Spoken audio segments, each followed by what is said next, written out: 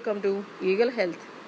పెరుగును ఆహారంలో భాగం చేసుకోవడం వల్ల ఎన్నో ఆరోగ్య ప్రయోజనాలు ఉంటాయని పోషకాహార నిపుణులు చెప్తున్నారు.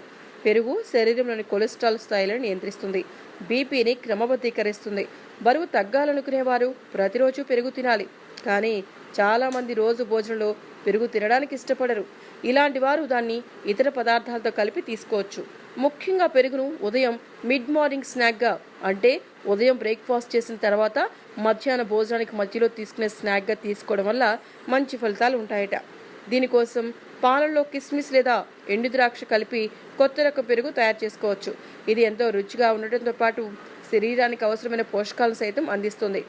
కరోనా తర్వాత చాలామంది ఉద్యోగులు ఇంటి నుంచే పనిచేస్తున్నారు.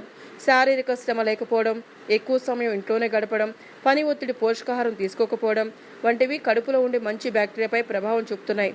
దీనివల్ల మలబద్ధకం, ఇతర జీర్ణ సంబంధ సమస్యలు ఎదురవుతున్నాయి. సమయానికి తినకపోవడం వల్ల జుట్టు రాలిపోవడం, నిద్రలేమి వంటి సమస్యలు కూడా ఎదురయ్యే అవకాశం ఉంది. ఈ సమస్యలకు పెరుగు, కిస్మిస్ కలిపి తీసుకుంటే మంచి ఫలితం కనిపిస్తుందని, దీన్ని ఆహారంలో భాగం చేసుకోవడం వల్ల అనారోగ్యాలకు దూరంగా ఉండవచ్చు. లాభాలంటే పెరుగు ఒక ప్రోబయోటిక్ పదార్థం. కిస్మిస్లలో ఫైబర్ ఎక్కువగా ఉంటుంది. ఈ రెండు కలిపి తీసుకోవడం వల్ల కడుపులో చెడు బ్యాక్టీరియా నశిస్తుంది. జీవక్రియలను మెరుగుపరిచే మంచి బ్యాక్టీరియా వృద్ధి చెందుతుంది.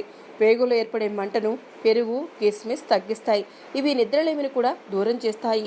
పళ్ళు, చిగుళ్ళ ఆరోగ్యాన్ని కూడా తోడ్పడతాయి. ఎముకలు, కీళ్ల సమస్యను ఇవి దూరం చేస్తాయి. ఎలా తయారు చేసుకోవాలి?